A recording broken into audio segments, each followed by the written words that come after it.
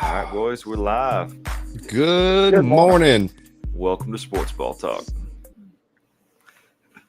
So let's go ahead and kick it off by talking about what happened last night with old Timmy trying to lead a certain Cyclone to victory, and it just didn't seem to come out there. But for real, the Cardinals, I don't know if they were showing out or if, his eyes were literally just getting crossed and he couldn't make them targets connect because it was pick city for a minute there. The whole night, basically. Yeah, he ended up with what, 4? Yeah. That's a Right. tough sledding, man. I mean, old Sid the Sloth just couldn't get it together. I don't know what to say there because Louisville's defense showed out, man. I mean, showed out. I mean, they didn't allow anything. I think Miami had 63 rushing yards the entire game. So you can't make the points if you can't run the football, especially if Sid the Sloth is throwing 4 picks a game. Yeah. I will say, we've been talking about both of these teams obviously all season. I've kind of had a little Louisville bug for a little bit. Say they're a bubble team, maybe they deserve to be ranked, and will they show whether they deserve it or not? And I think if we don't see them with some numbers in front of their name this next week, then Hugh Freeze might have somebody else leading the mob with him, you know. Man, poor Hugh Freeze. I mean, do we want to roll into that? We can't at this point. I think he's trying to get fired. Honestly, I've seen so many pressers where he's just saying some very demoralizing things that, as a leader, even if you think it, that's not something that you publicly say. Like I truly think he is. Well, I got a little bit of a buy. I'll go ahead and go start new somewhere else. Or I think you might be right, man, because he's laying it on so thick. It's almost like an act. Yeah, it's just, and to be fair, I've said it a couple times. Grown men tend to have better self-respect than to put themselves in that position. And this might be some 1950s kind of viewpoint I'm having, so sorry for that. But I didn't mean to cut you off. I just was agitated by that. Well, I was saying is that this is the one year I can never remember where I felt bad for Auburn. It's just just looking at the officiating in their games. I mean, they have not had a fair chance at maybe 2 or 3 games at least. I mean, the Oklahoma game, the Georgia game. I mean, you could play. It's just been ugly, and I think the officiating has been the difference in at least 2 wins. I think they could have had a chance with Georgia if they had gone into half 17-0. That obviously didn't happen. All the controversy there. And the momentum got destroyed that game. Yes. It just sucked the soul out of that stadium because they started so hot, and they were freaking on it. Right. About halfway through the second quarter, you started to see it.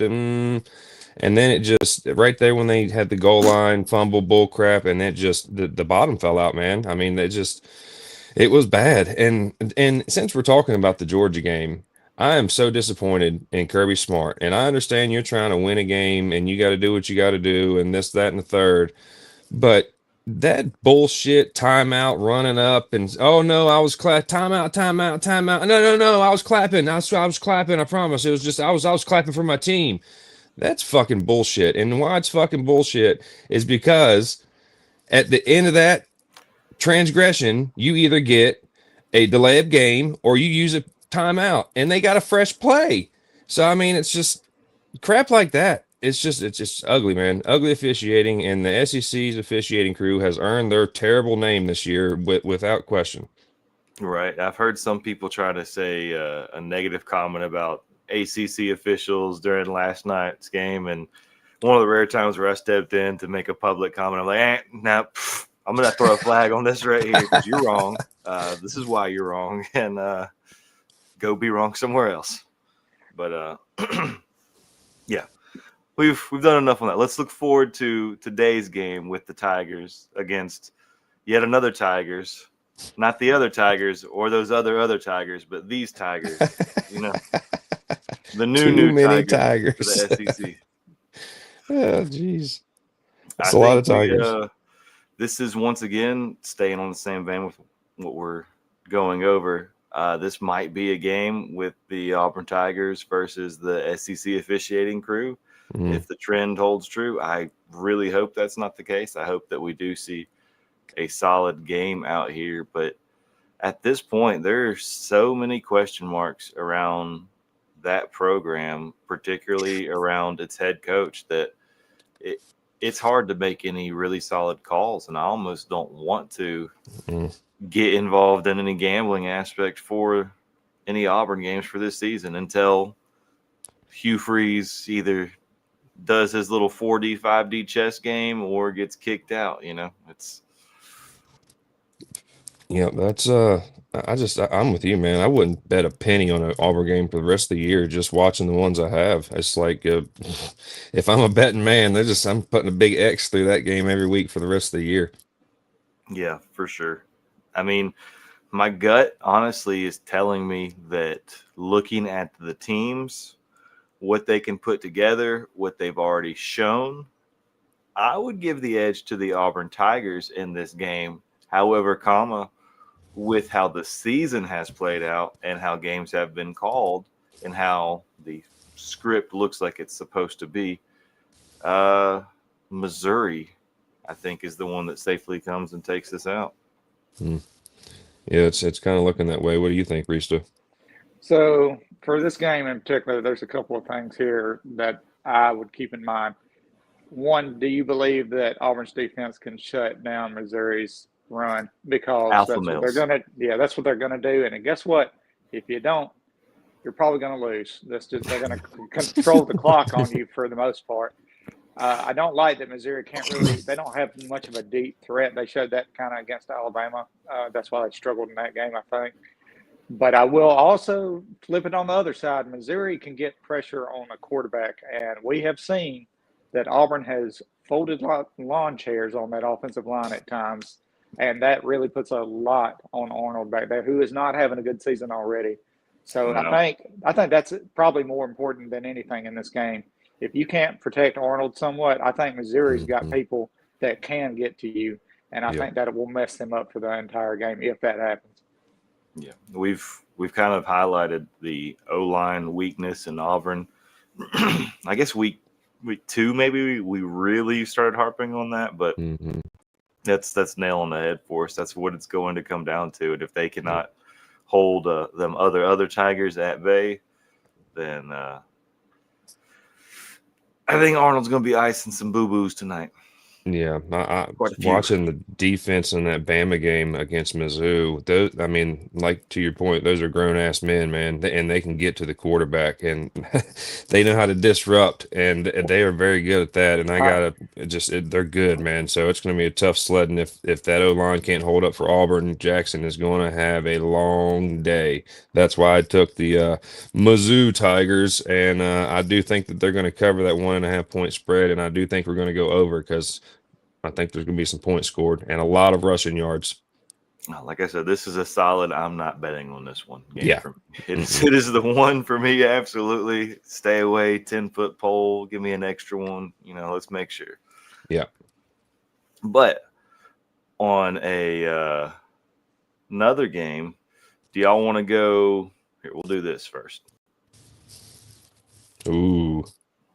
Right. Ooh. This is I would say this weekend is an SEC kind of battle all across the board. And then there's 2 other games that kind of stand out to me. And this right here is one of those games. Now, I'm going to jump the gun and tell you that what I sincerely desire more than anything else is for the USC Trojans to absolutely go in there and say, you know what, AP poll? There's no way Notre Dame is going to be in the top 25 if we destroy them. Bet. Please. I mean, realistically, I do think that the Trojans have the better team and are angled to win this game. And if they pull it out, the question will then become, all right, are we still going to have Notre Dame up there? They'll be, 2-8 maybe at the end of the season, ranked number 3 or something somehow, and just getting tired of it. Yeah, I think that's the consensus. And if they don't go out and show out, they lose this game, they should not be ranked. I don't care I don't care. I just don't Well, care they're a anymore. 9.5-point favorite in this game. I've been leaning on Trojans. This is an upset game for me, but I almost don't see it as that, because what I have seen put out on the field does not have Notre Dame being necessarily the elite team they've been churched up to be, especially after the struggle against Penn, and then we see what happened there, and their coach is looking over his shoulder to see what happened as he's walking away. You know, I mean, there's a statement to be said there.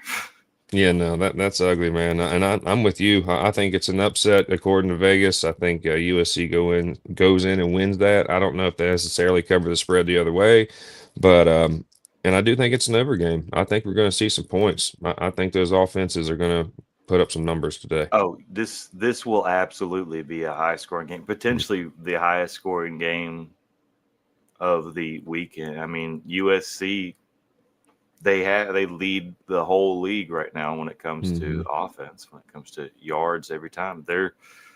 They are going to put points up. I think Notre Dame absolutely does have some offensive capabilities, and they're going to try to get some relevancy there. This is going to be an absolutely high-scoring game, very key for any kind of college playoff positioning that you are thinking down the road for either team if they were to consider that, although that is what it is. It's going to be a fun one. Yeah. It's going to be a fun one. And it's going to be on the NBC, so everybody should be able to watch it. Reese, do you got anything to add on that? Yeah, I don't know if USC would. I mean, if they win, I don't think they'll just run away from them in this, just because I think I just don't have faith in their defense. Their offense, yes, but their defense, I'm not so sure about. And plus, say what you want to about Notre Dame, they have one of the better running backs in the country, so that's why I would say it would be close, at least. Either way, I'm not sure which way this will go, but I think it'll be a close game. So you say it's not going either way necessarily. I mean, I'm obviously leading Trojans. I will say, with the spread being a 9.5-point Notre Dame favorite,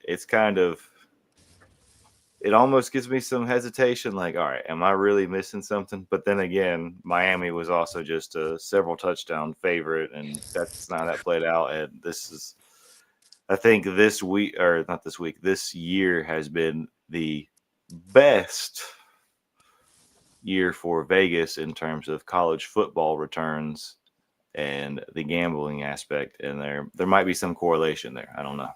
But when you have a running back like that's that good, it's hard for me to ever say that you'll just get stomped out of a game, just because if you can run successfully, you can keep the ball away from the other offense, if nothing else. So you limit their times of possession. If I'm Notre Dame, I guess that's what my plan might be a little bit here. But keep the ball on the ground, stay out of the air, keep it tight. Don't turn the ball over. Yeah. So first drive, we're going to see a turnover, and probably so. Pick six, first play. No, I think that game will probably be an entertaining game throughout.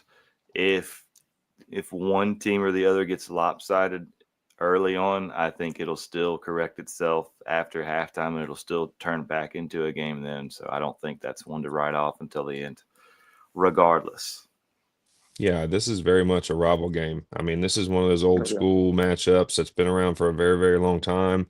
And for whatever reason, these are very, very typically slobber knocker games. I mean, these are usually high scoring games, a lot of offense. And to your point, I believe there's been a lot of turnovers in these games too. So if that happens, it's anybody's game. But if they keep that tight, I'd like to see the Trojans edge it out, man. If they play good football and build on what they've been doing all year, they have the team to do it. I mean, hell, half the country has a team to beat Notre Dame. They just haven't done it yet. I think half the team or half the country has the team to beat half the country at this point. If we're being realistic, That's fair. On that note, talking about a little bit of old school rivalries, we got a game coming up that I guess you two might have some interest in. I don't know. Maybe something about it. Smidge, just a smidge. We got the Alabama Crimson Tide coming in, 8.5-point favorite with the over under being 58.5 points, Now, we got Heisman contender, Ty Simpson there. We got a glorious Krispy Kreme, a.k.a. Caden Proctor, out there. Of course, you already know Bernard Williams. These are the names that you know. But on that same token, we have a Tennessee team where the Volunteers have this backup quarterback who comes and gets to shine now that Nico's gone to UCLA. And, I mean, he's picking it up there. Tennessee is the nation's top scoring team at this point in time. I think this is going to be another fun one, boys. Mm-hmm. What do you think, Bama fans? Go ahead, Rista. I want to say it's going to be high scoring, which of course that's why the over/under is what it's at. The difference in the game, I just got to go with Ty Simpson and his performances. He keeps playing like that. I just don't see them dropping this game. I'm not going to say they're going to cover, though. Could be a lot closer than that. I don't know what Tennessee's defense is. They've given up a lot of points. Like the Arkansas game blew my mind a little bit when they were allowing that to be so close. But they definitely can throw the ball and run it fairly good. So I think Ty Simpson is the difference maker in this. Yeah, I like that, and I'll build on that just to say on the other side of the ball for Tennessee, I think Aguilar is going to be the absolute difference in whether they show up or not, because there's been games where he looks like a Heisman candidate, where he looks like he's the guy, and you'll get it 3/4 of a solid star, and then you'll have 15 minutes where he just doesn't know where he's at. So depending on what guy shows up there, I think that's going to have a lot to do with if it's going to be an over game or an under game, because Bama typically doesn't run up the score. They're going to score as many points as they have to and might put a little padding on it, but they're not one of those we're going to run 70 points up on you just because. I don't see that happening. I like to see them cover. I'd like to see them win by about 10, and that's been the MO most of the year. But the over-under, man, if Aguilar shows up, there's going to be points scored because Ty Simpson is not going to be outshone. He's not going to be outthrown. He's not going to be outplayed. I like the fire in that kid. I watched a lot of his interviews, some of his after-game speeches. He loves football. He wants to win. He has a mindset of a winner. And, he's all about building up his team, thanking guys for doing their job. He's a very much a team guy, but he's grown to be a very good leader for them. Look, I've said this before. He is Nick Saban's last passion project. And it's very you really touched on him being able to give those motivational speeches, and realistically, it's almost like watching Saban out there. If you were to kind of alter the voice a little bit, he has the same mannerisms and he's repeating some of the same key phrases. We're going out there, we're focusing on execution, we're focusing on domination. This is about us. He's got the same little bullet points that he keeps circling back to, and it's there's a reason it works. Yeah, he's very much drank the Kool-Aid, and now he's pouring the Kool-Aid. So I think he's dumping the Kool-Aid on us. He's got it turned up. Yeah, but I've really grown to appreciate this kid. I had some question marks before the season. I had some question marks after the loss to Florida State, but he's done nothing but get better every week, man. I keep saying that on most of our shows. It's impressive to see somebody continually get better, continue to progress, get better here, get better in the pocket, be a better scrambler. He's got a good head on his shoulders, man, and I like what he's doing. I hope he keeps doing it, and if he does, Bama's absolutely going to make a natty run. I think also in this game, though, you need to pay attention to whether they can run the ball at all, because they have been struggling all year to do this. And I think if they can just get, and this is kind of crazy for me to say this, but if they can just get like an average of 4 yards, which is not even the greatest in the world, I think that gives their passing game enough leeway there where they can just tear people apart in the backfield, and especially this Tennessee defense. I think they're going to struggle a little bit with that if they can keep them off balance with the run there. I honestly think they just need to work old Krispy Kreme back into that tailback position. You know what I'm saying? Think of something like a tush push. If you give him, 4 or 5 yards of momentum before he hits that line, he's not getting stopped. He's at least falling through it. But I'm not their OC, so. Man, I was just about to go on a Derrick Henry, but we don't need to go down those member berries right now. But I literally like stopped right there and froze. I was like, oh, that was fun.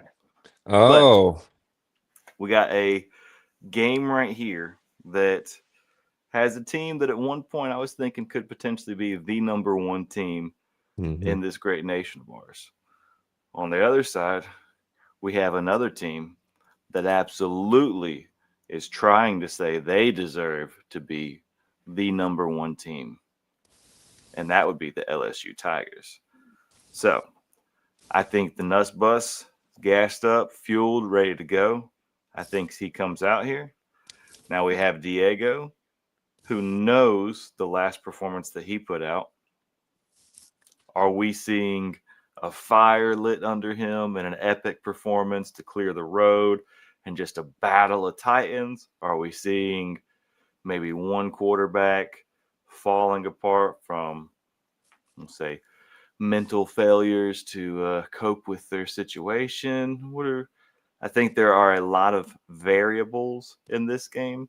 My intuition is siding on behalf of LSU right now.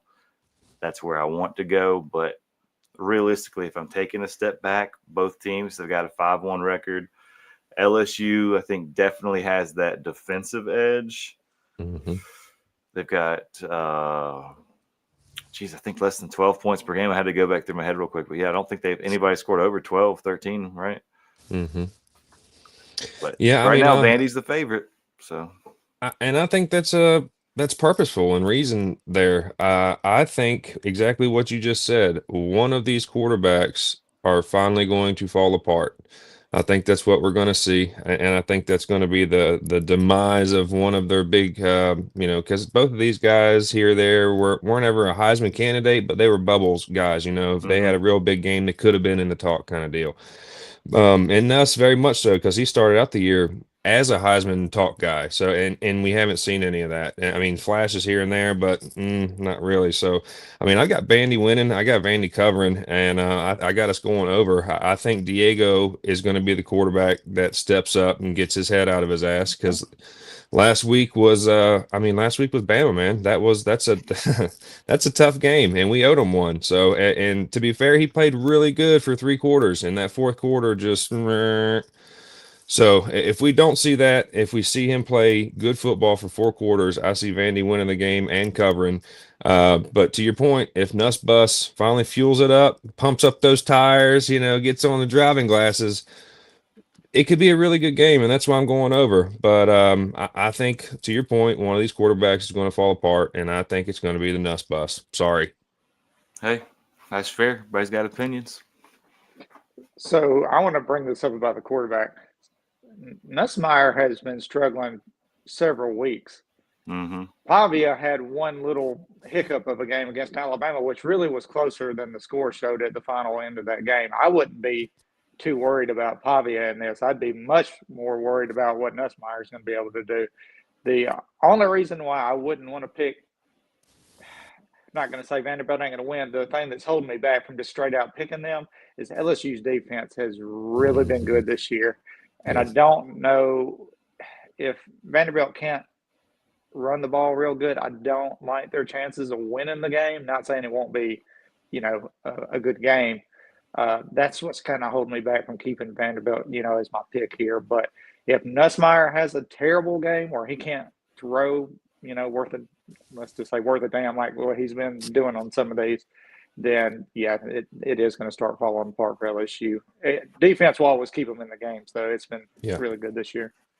Man, if I think Nussmeier does not come to play, if I think he falls apart, if I think he's injured, if there's any question mark, anything that takes out of the Nussmeier being 100% category, and I start siding with Vandy, I don't think it's going to be a 2.5-point game. I think whichever team crumbles, they crumble, and you're going to get 9. If I were putting the line on this, I would put the line at an 8-5, 9-5 game, because I realistically think that's what you're going to get. You're going to get more than a touchdown of cushion as you get that separation. That's it. And unless someone just completely shits the bed right on the first play, and then, then all bets are off. I mean, wheels fell off the bus. Do you think Vanderbilt's going to get back there to him enough, though? Not saying their defense is bad or nothing. I just don't. Do they get a lot of pressures? Well, I don't. That's what I'm saying. With Nussmeier, I do not think there is a physical issue. I think he has been someone who has been more forward thinking. He actually wants to conserve more of his body because he knows that no matter what, he already is going to play in the professional league. So he's trying to make that transition. I think he may have the opportunity now to make some money that goes directly into his pocket right now. And he realizes that there is some effort he needs to put out now. So basically what I'm saying is there's a slight attitude problem and somebody might have had to get a little pee-pee smack to get their head straight. And I think that he's had several weeks, like you said, of not being in the right place. But I think after the talk, he should be. And if he doesn't, I think he just crumbles. And I want to say this too, and this may, I hear a lot of people, and hopefully the guy's not banged up real bad or nothing like that, but they keep saying, oh, he's not been 100% since the start. Then why did he play against those little bitty teams? If he was really, if you're trying to get him healthy, that's an excuse to me at this point. You got to get in there mentally and perform. You're being a little bit of a disappointment, let's just say it, from where they thought you were going to improve on from last year. I think he's a good quarterback. Let's not get it twisted. I just don't think he's improving like people wanted him to and not make some of those mistakes. So not hating on the guy. I'm not saying that he might not be banged up a little bit, but if that's 100% true, then he wouldn't have been playing against all those little bit or, some of those inferior teams at the beginning. Right. Just my take on that. Oh, no, I 100% agree with that. I don't think he said anything at all outlandish there. But on the note of someone who does say outlandish things, let's transition to what I think is going to be a great coaching battle, and that is going to be the Ole Miss Rebels taking on them Georgia Bulldogs. Now, Georgia, 7.5-point favorite, despite the poor record and a poor record against the spread. They're 2-4 against the spread, so they're not covering when they're supposed to cover. Now, Ole Miss, those boys are 6-0 straight up, and they're 4-2 against the spread.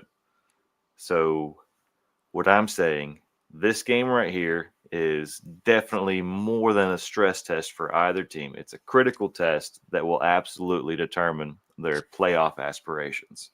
And more than any other game, this is the game that I am excited about for Week 8 of college football 2025.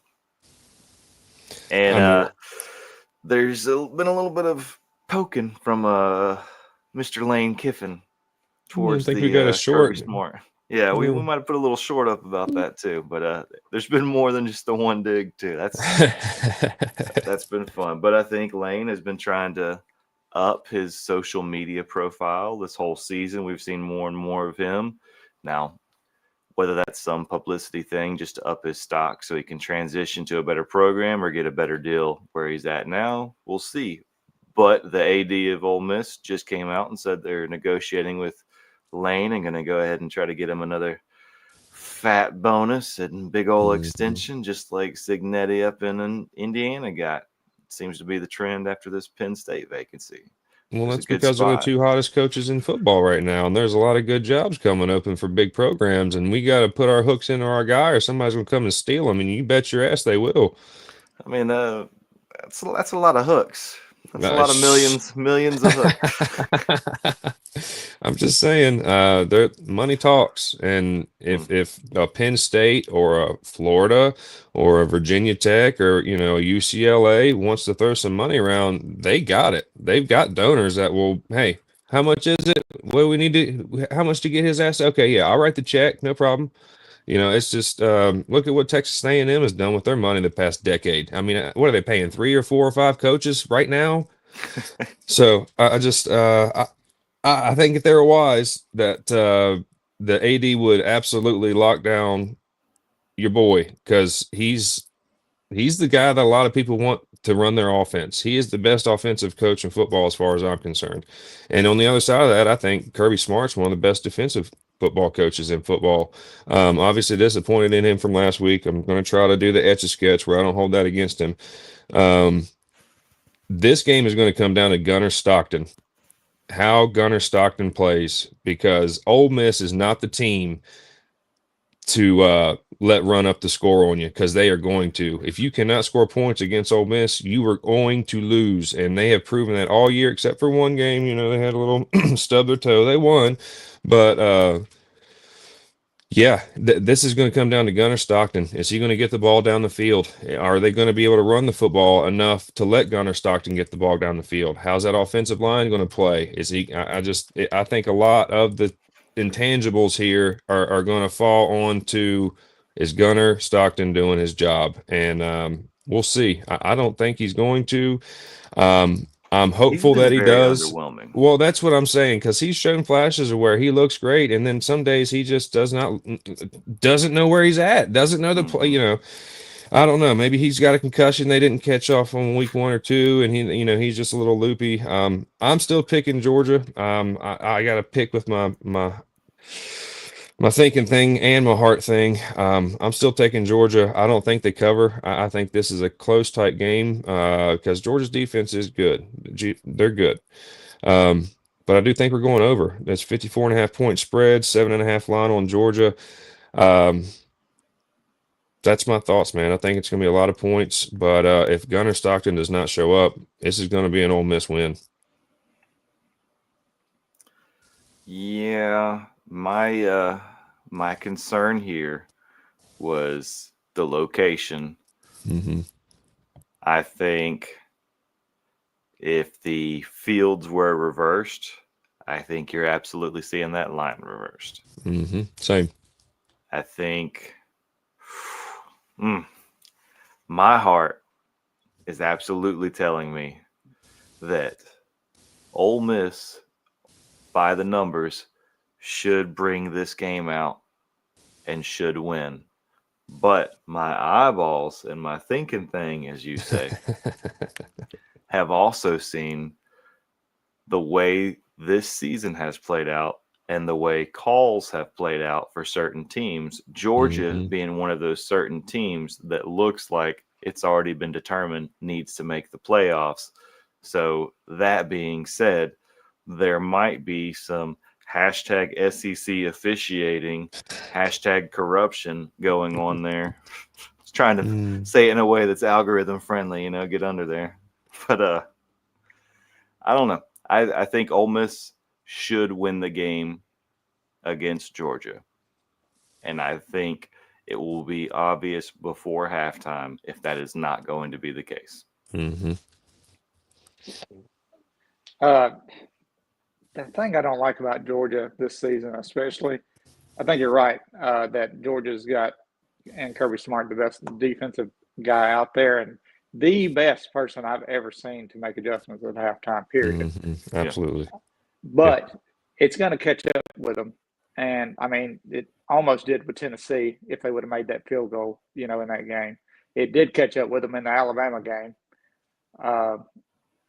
The only reason y'all have already hit on this is I just don't like that it's at Georgia. If this was at Ole Miss, I definitely would pick Ole Miss to win this game. Yeah. And I still like them in this matchup. I just know that Georgia does usually play pretty well at their house. So they had that record there for a reason. Right. But I would go with Ole Miss in this game. I think they're going to be able to I know it's going to be harder to stop them after halftime because Lane Kiffin's that good as well, on the opposite end of the football. Mm-hmm. So that's why I like Ole Miss in this. I think he's enough to counter Kirby Smart in the second half of the game. Oh, it's going to be fun regardless, though. Yeah. Yeah, I agree. I think I hope the officials keep their freaking nose out of it, man, and let these guys play. I don't want to see any of the bullshit I saw with the Auburn game. I don't want to see any of that. I don't want to see any of the bullshit I saw from the Oklahoma game. I'm tired of seeing officiating dictate the way games go, because momentum and energy in a game are a massive thing. When your crowd at home is not in the game anymore, that is a handicap to you, because everybody watching you is saying you suck. They're waiting for you to do something. When everybody behind you, you got 80,000 people screaming and pumping you up on everything you do. That's energy you can pull from. That's a real thing. Right. So watching officials kill the crowd, I'm over it, man. I'm sick of seeing 80,000 people seeing the same thing I am, that a million other people are watching the screen. Like, I'm sitting on my couch and I know the right call for this. You were watching the play live, and then you just spent 10 minutes in a freaking booth watching a screen. You know what the call is. Stop screwing this up. Right. It reminds me about 20, sorry to be an old timer, but 15, 20 years ago, it seemed like the controversy started to be the whole icing the kicker and calling a timeout right before they do that because it kills the momentum. And, oh, what a controversy, by we're going to add this extra little bit of time in here. Yeah. And now it's, no, we're going to throw in 5 fake timeouts. We're going to go take a 20-minute commercial. Let's go ahead and put a Shark Vac infomercial on. It's going to be a minute, folks. It's awful. It's just sad, man. It's unfortunate for the fans of football watching this crap, because we know better. I mean, I know they think we're all stupid and can't see past this or that, but I got eyeballs. I'm watching this live. You got 64 different camera angles of this, exactly what happened, and somehow you give us the shittiest 3 camera angles you can find and then say something didn't happen. I mean, come on, man. I'm over it. Football's chipped. Every helmet has a chip in it. All the pads have chips in it. The pylons have cameras and chips in it. There's drones. I mean, Right. it's just, you think there'd be anyway, we'll go ahead and roll on there. Another big game this week would be the Utah BYU game. This is another one that's got a decent amount of implications, particularly for either team making a Big 12 title berth. Yeah. Utah being the 3-point favorite. My instinct still goes with BYU on this one. I think I really wanted to be really rooting for the Utes this whole season. And I think last week and the week before that, coupled with the endorsement from a certain Barstool personality, makes me just not like them. And because of that, I'm going to have to go with BYU. Utah's defense, they're heavy on the man coverage. Yeah. And I think that is going to be the biggest challenge for BYU. That's going to be their offensive limitations. Yep. Is strictly, can we figure out a way for these wideouts to beat these corners? Can I figure out a way for this guy to find this little seam here and rip these safeties so he's open? And it's going to be getting those X's and O's dialed in. So once again, I'm not saying the playing on the field does not matter. It absolutely matters. But this is going to be a game that becomes more of a coaching game. And we're going to see, can we get an offense from BYU that is able to find where the holes are in the Ute defense and exploit that? And I think that's more than any other thing for that particular game. That's going to be what it comes down to. Can you make this guy be faster than this guy? Can you find an open space, because he's always going to be here, so you need to find that right moment where the man gets passed off, and then you find it and exploit. Yep. And I think that there is some talent there. I think this is one where if you had, since we were just talking about him, if there was like Lane Kiffin being OC for BYU, I'm like, all right, yeah, BYU 15-point favorite, easily. But that's where the struggle will be, if there's any struggle for him, and that's going to be what the game comes down to. Hold on. I don't want to talk out of my butt here. Let me double check the line on that. I believe that I was right with it. Yep. 3-point favorite. Making sure. Can I ask the question, is Utah's quarterback, is he healthy in this? Relatively, I believe. I mean, I don't know. Okay, so they shouldn't be. Okay, I was just making sure they weren't going to be handicapped by any sort of injury for this. No, I do not believe. When I checked the hour, I didn't see anything like that popping off there. I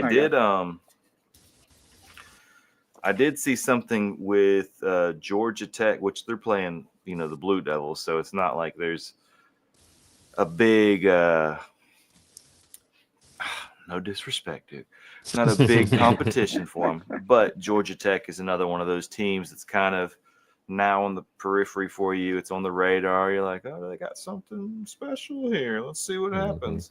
So that's one of those ones that I try to keep touch of the what's going on there to make sure we're not losing anybody in particular. There's nothing that's going to really take them away. But on that note, that's why the line for the Georgia Tech Duke game is only a 2.5 point line. Mm-hmm. If anybody out there was curious as to how that came to be. That being said, I think that Duke will not keep the Yellow Jackets from marching on. Now, if they did, I would enjoy it. I'm rooting for Georgia Tech, but I would love that kind of an upset. I would love to see that add to the chaos of this weekend. It would definitely make for a great game. I do not see that playing out. I see the Yellow Jackets buzzing their way to victory here. Yeah, I agree with everything you just said. I liked the Utes this year. They were riding high. They had a really good energy about them, and then they met the Red Raiders, and they got their ego checked. And I think that hurt them for a couple of days. I mean, they've obviously bounced back. They got some energy back about them, but I don't think they got enough gusto to shut down BYU the way they need to. I think, to your point, they do play a lot of man coverage. We're going to see a lot of bang eights and short slants. So I don't know. It depends on if these little guys can break tackles and bust off some, yards after catch kind of deal. I think that's going to be key to this. I do think BYU wins, though. I don't necessarily think they're going to cover. I think it might. I think the line is 3.5. They might win by a field goal because the Utes aren't just going to go away. So I got BYU with you, and I also think Georgia Tech I think they roll over Duke. I like those guys this year. We've been kind of preaching them up half here and there. Not nearly as much as I've been preaching up Indiana or anything like that, but I've liked what they've been doing for the past couple of years. They've got a really good coach and key. Their quarterback is a stud, man. He's got legs. He does what he has to do, and if he can stay healthy and get more healthy, because he's obviously banged up, and that's because of the way he plays. But I like Georgia Tech and what they're doing, and I think they're going to make a run in the playoff. I think they're a deadly team. They're obviously a mismatch for some of the bigger teams, I think, especially with the speed and the way they play. So Georgia Tech, yeah, absolutely. I think they're gonna I think they're gonna roll over Duke. I don't care where they're at. Well, that'll be on ESPN, and we will see. Brees, you got anything for that, or? Yeah, I think both of y'all are wrong, and I think both of those other teams are going to win. Whoa! No, Wow. I like Utah. I did watch them play against Texas Tech earlier in the season.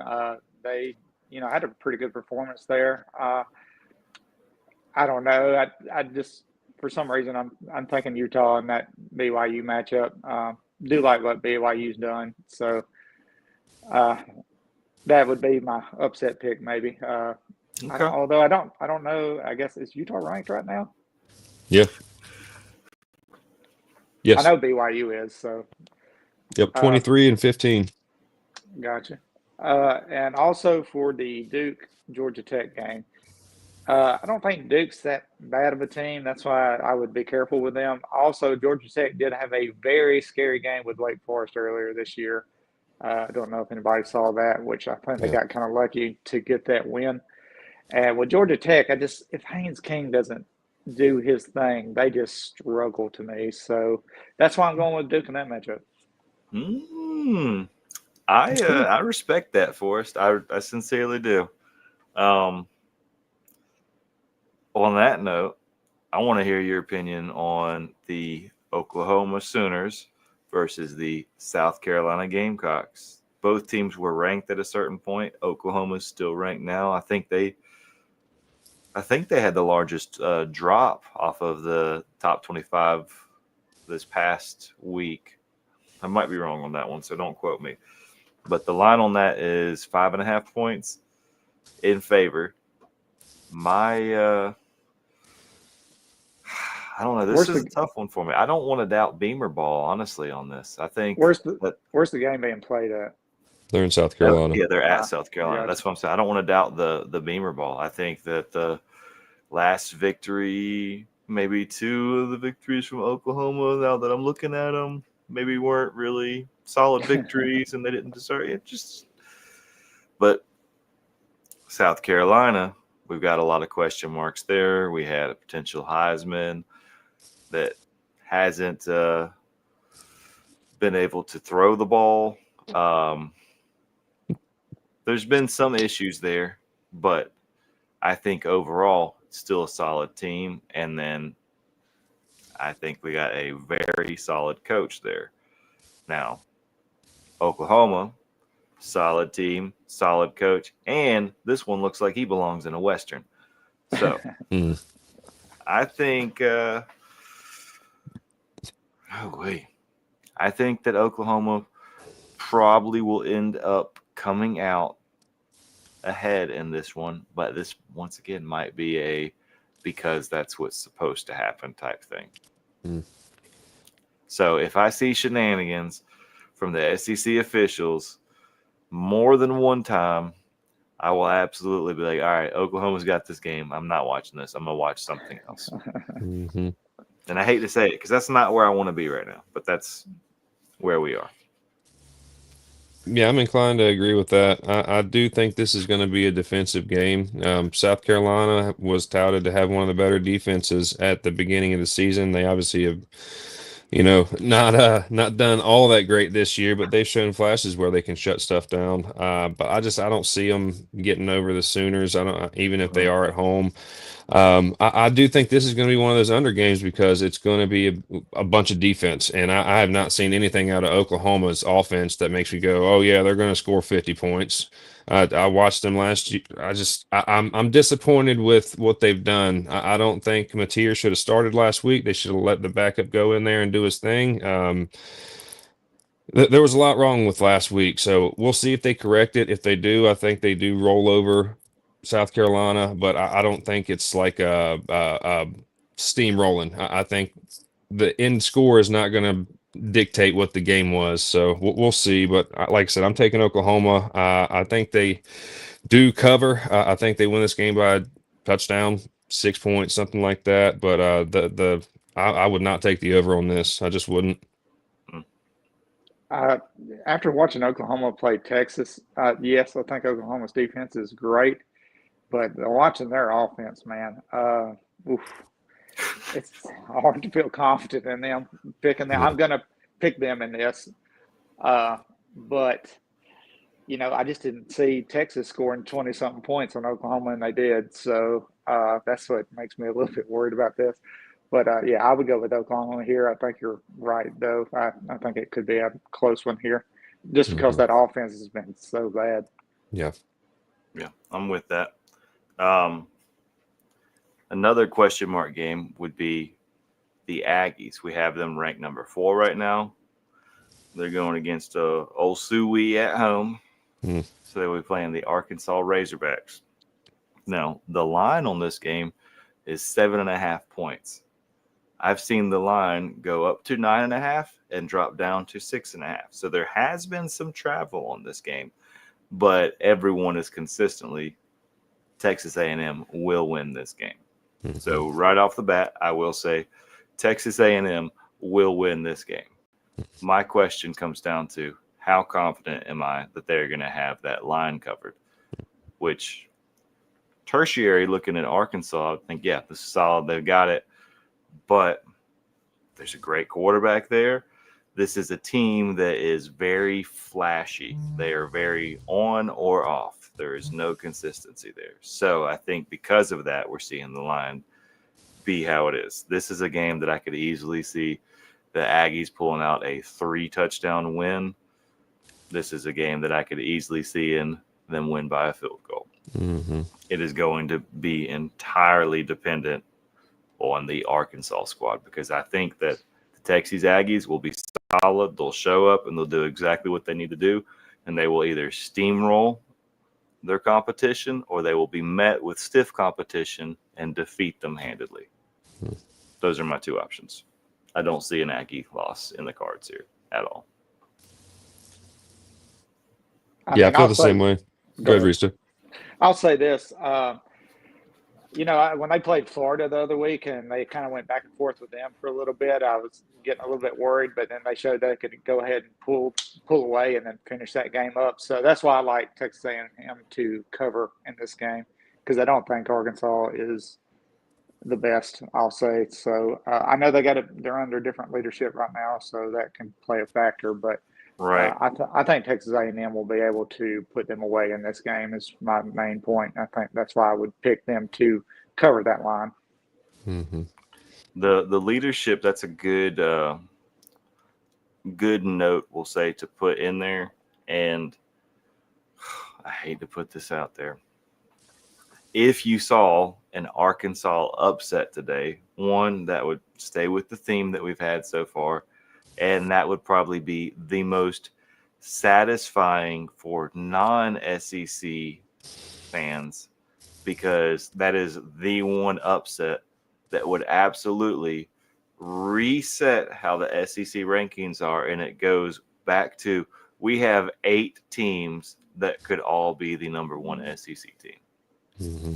And that's not if this happens and this happens, where you're doing, math equations to show that they can be in there. It's like, no, we don't have to do any squiggly lines. There's 8 people right here that can easily go all the way. Whereas, I like Aggies too. I'm just, I don't know if which Razorbacks are going to show up, man. They've scored 40, 50 points a game, and then they've gotten just shut out and nothing. So I think there's going to be some points in this one. I think this is an over game. I'll start with that. I think the Aggies win.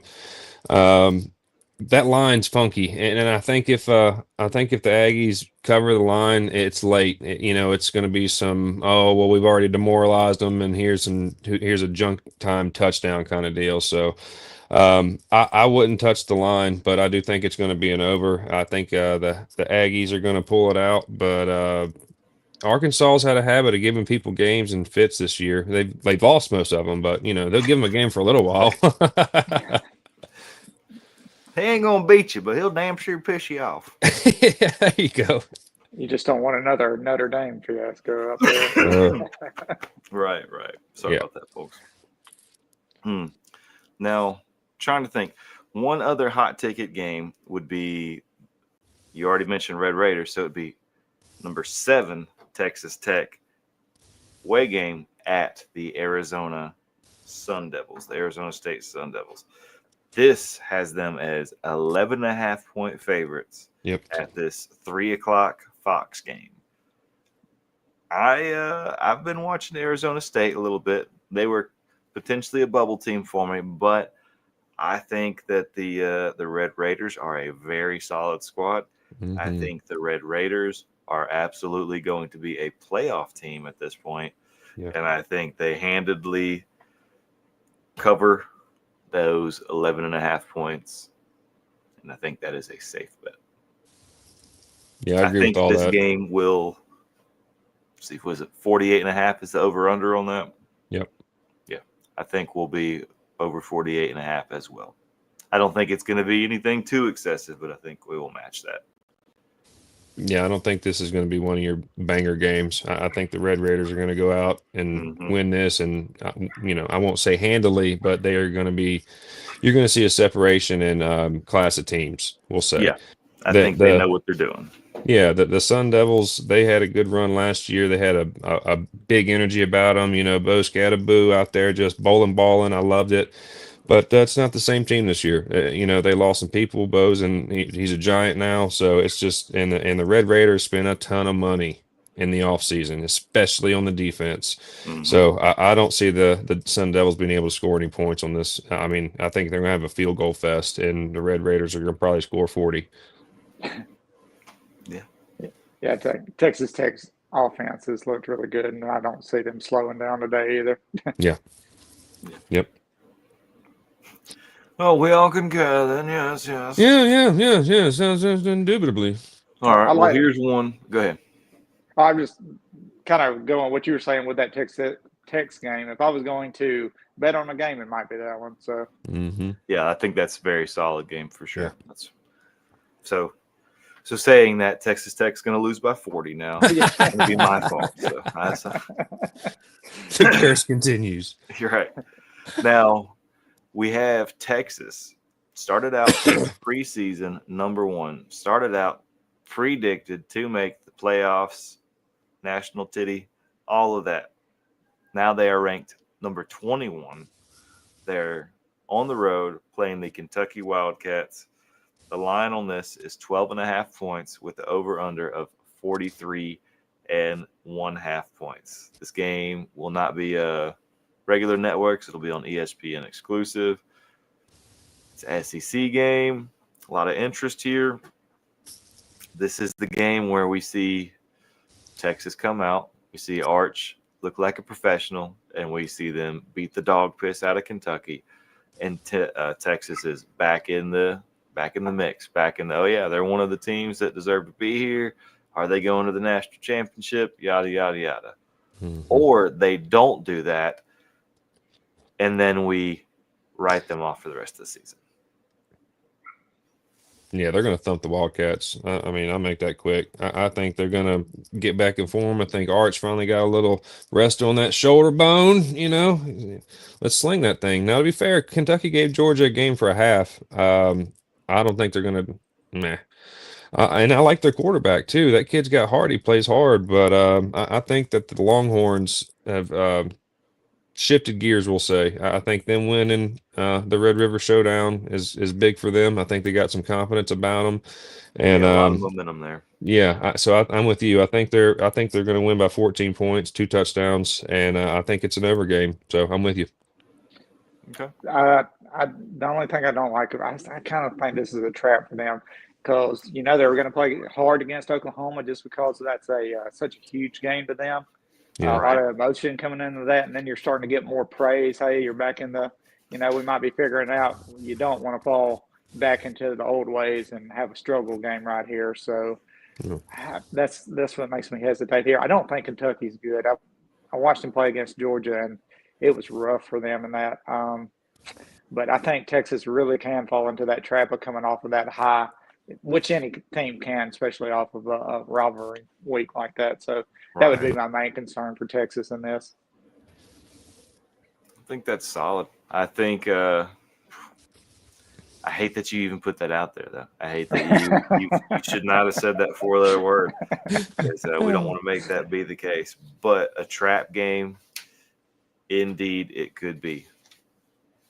Now, I guess we're about at the end of the hour here, so we'll close it out with one of Brian's favorite teams. He picked preseason, early season, kind of had his eyeballs on, and that would be number 24, Cincinnati Bearcats. They will be on the road at the Oklahoma State Cowboys. The line on this has the Bearcats at 22.5-point favorites. Over-under being 58.5 points. This is ESPN2, I believe, is where this will be showing.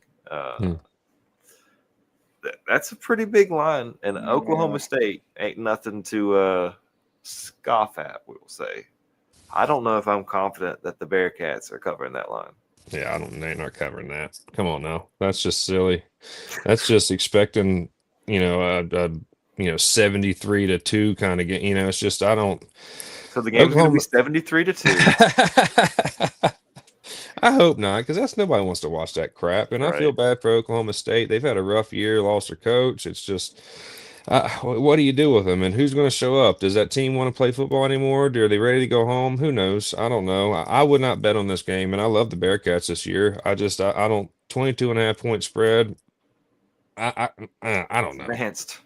That's a tough one. So I'm going to stay away from the game. I think the Bearcats win, but I'm not touching the line or the over under. This is one of those wonky ones when if an Oklahoma State team shows up that's ready to play, they could give the Bearcats a game, and then all bets are off. So I don't think there's any situation where the Cowboys win, but I don't know who's going to show up, and I'd stay the hell away from this one. So I'm gonna give some advice from your old friend Rista here, everybody. When Oh it gets my over God. when it gets over 21 in the spread, it's not safe money. Not safe money at all. Oh, that doesn't sound like a true Alabama fan. A true Alabama fan would be like, Alabama's going to beat Georgia 45 points. It'll beat them. Well, there's some of us with common sense out here too, Thank you, Rista. Thank you. Yes. Funny to me. I do think that Alabama game is going to be exciting. I'm loving Ty Simpson right now. Mm-hmm. I think that he is what you want to see when it comes to the quarterback, the Heisman candidate, whatever qualifier you want to put on there. I think there is a genuine good leader, someone who is relatively devoid of ego, who is putting the team on his back and is not trying to promote himself. And I think all around, he is a class act. So as long as there's not some huge scandal, this boy is going places. He has a future in college. He has a future in pros, and he is absolutely going to win hearts and minds. Yeah, I like it. I do. And all I know is I don't want to talk about it a lot, but I didn't get to smoke my cigar yet last year, and that pissed me off. So all I know is I will be smoking a cigar at the end of today. Well, you're having another kid soon, so you'll have a cigar one way or another. Anyway, yeah. That's those are my final words. If there's anything else from y'all, go ahead and put it out there. Still need to go get my cigar. Oh, man, I waited too late. Traffic's gonna be awful. Oh yeah, it's game day now, man. You can't be doing that. I want to see Ty show out, and I'm excited to see it, but that's where I'll leave it. I'd like to see Krispy Kreme get another touchdown on the board today. Krispy Kreme. At least another catch, another target, another catch. Keep those stats going. Put some points on the board. Keep your face on the camera. Stay relevant. Yeah. Be somebody. Indeed. All right, folks. Thank you for tuning in to our little show here. I've been the dude. We got Rista and Brian here. Thank you for hanging out. Till next time, guys. See ya.